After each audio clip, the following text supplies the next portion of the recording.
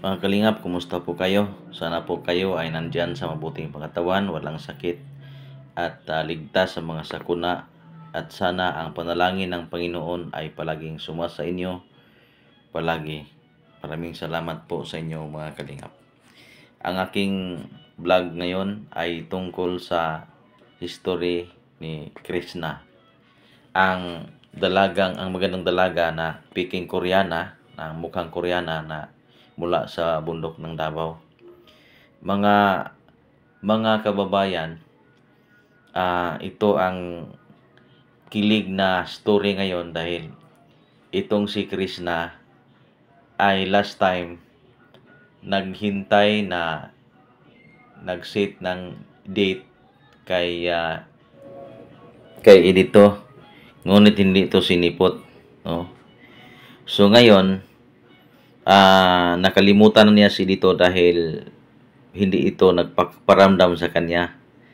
So ang kilig news ngayon mga kababayan, dahil itong si Sir Paul Pugong Biyahero ay lihim na umiibig pala kay Krishna at lihim din na nangligaw, na idinidate niya ito sa isang lugar na hindi ipinaalam sa kanyang mga kasama.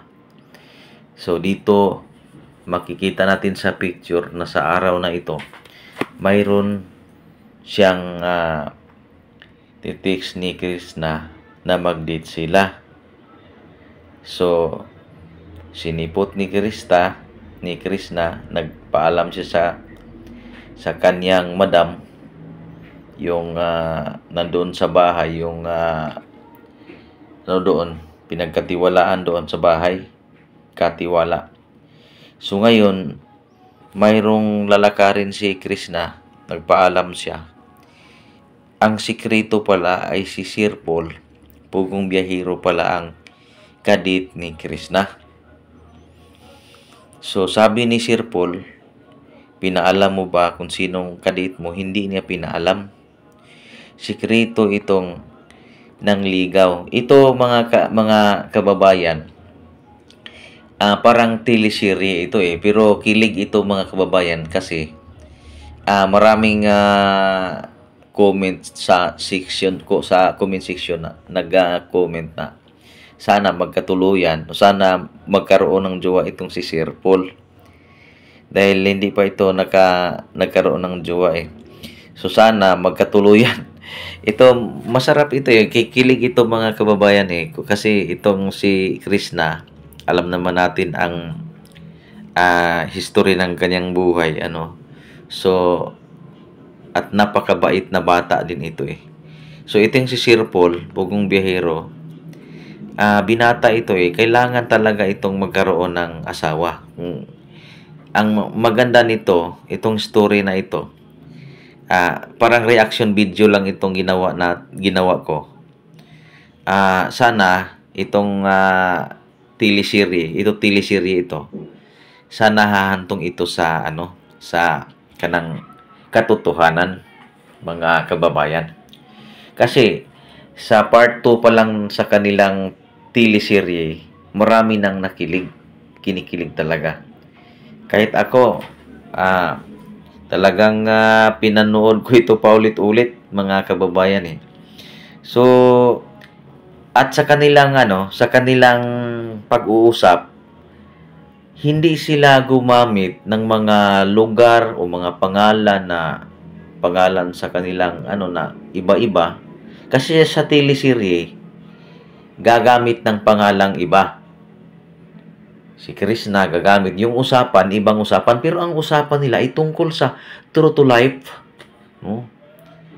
Kasi sabi ni Sir Paul, saan ka magpapasko, ganun. Sabi din ni Krishna, sa lola niya. Sabi ni Sir Paul din, doon ka na lang sa bahay kung papayag ka. So ang kanilang teleserye pinag-usapan tungkol sa totoong buhay mga kagababayan. At si Sir Paul naman, nagtanong kay Krishna kung si Edito iniisip pa ba niya. Kasi ito si Krishna, may pinalabas itong pinaalam niya na si dito crush niya yun. Pero nung unang kita pa lang crush na niya yun, pero tinanong ni Sir Paul kung gusto pa ba niya si Edito, dahil hindi sinipot si Krishna nung date mag-date siya na sila. So sabi ni Sir Paul na baka akalain mo na ako ay nanghihimasok dahil si Edito hindi sumipot, hindi na parang nagparamdam. Baka sabihin ni Krishna na ang lahat ng ito ay parang nag-take advantage si Sir Paul dahil siya ang tumulong ni Krishna at nag-take advantage na niligawan niya ito.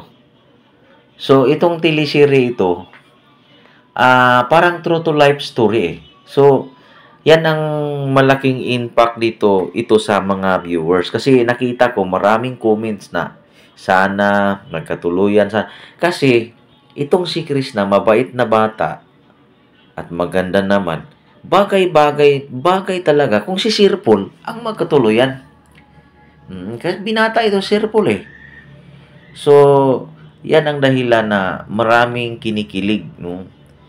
Ito ang magandang teleserye dahil parang true to life ang pinag-usapan nila ay parang true to life talaga. Talagang totoong nangligaw, talagang totoong nagparamdam na siya ay umibig, ganun. Ito ang teleserye na makakilig ng mga viewers, no? Malakas ang impact sa viewers, no? So kahit ako mga kababayan, kinikilig ako talaga at sana na itong teleserye na ito ay hahantong sa forever, no? Kasi upang talagang maraming masiyahan ganun kung mangyari ng ganito. Kasi si Krishna walang boyfriend, dalaga, 20 years old na. So itong si Sir Paul din wala pang nobya siguro ito. So siguro si Krishna na ang babaeng hinahanap niya. So sana sila ay magkatuluyan. Sa kanilang pag-uusap, si Sir Paul ay parang sinasabihan niya ni Krishna, baka nais mong maglakad. So palipat-lipat sila ng area Yan ang pinakamagandang palipat-lipat ng area. Yung posisyon nila ganon, lalakad-lakad ganon, pupunta sa ibang sa ibang lugar, sa ibang area din. So ang makikita sa video, ibang-ibang lugar. So hindi siya nakaka-bored. Hindi nakaka-boring, no? So maganda talaga ang naisipan ni Sir Paul. Kasi ito teleserye pero talagang parang totoo na mga kababayan, no? So part 2 pa lang ito. So subaybayan natin ang reaction. Itong aking ginagawang reaction video sa aking mga viewers din, no? So maraming salamat sa inyong mga aking subscribers na patuloy na sumuporta sa aking munting YouTube channel. Sana po ay kayo po ay hindi magsawa na magsuporta sa aking YouTube channel, no?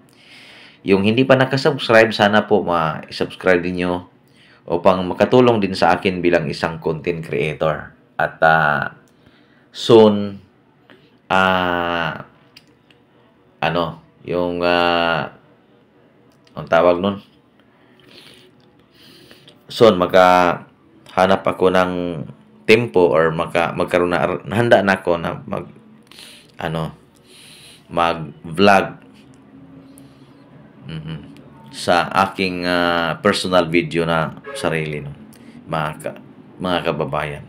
So ganito, so palipat-lipat siya ng area. So dito umalis na sila. Lumipat sila ng area, no? At parang mabigyan niyang comfortable si Krishna kung saan siya gusto. So, sa kanilang date, ang nahanda yung ano lang, yung banana Q. So, umorder sila sana ng yung mga snack na ano sa tindahan, pero wala sila nakabili ng mga pang-snack nila. So, ayan, sa kanilang pag-uusap, check na 90% na si Sir Paul ay positive na masagot ni Krishna, mga kababayan. So, wala namang boyfriend itong si Krishna. Sana nga sa sunod na episode, abangan natin mga kababayan, dahil ito ay nakakilig. Gagawan din natin ang reaction video. Ano yan? Gagawa din tayo ng reaction video upang maipakita sa inyo ang kaganapan po. Pero huli na ito. Hindi naman ako gumawa ng reaction video 2 days, 3 days pa bago ma-upload ni Sir Paul ang kanyang video. Kasi bawal ho yan. Kailangan aabot ng mga ilang araw para din hindi naman labag sa sa aking ginagawang reaction video kasi. So, yan na po mga kababayan. Sila ay uuwi na, tapos na yung kanilang date. At sa sunod naman, abangan natin ang kanilang teleserye. Talaga, mayroon namang video sa part 3. Part 4 na talaga yata, pero hindi ko pa nagawa ng reaction video sa aking vlog po. Maraming salamat sa inyo mga kababayan. Sana po ang blessings ng Panginoon ay sumasa inyo palagi hanggang sa muli po. God bless po sa inyong lahat. Maraming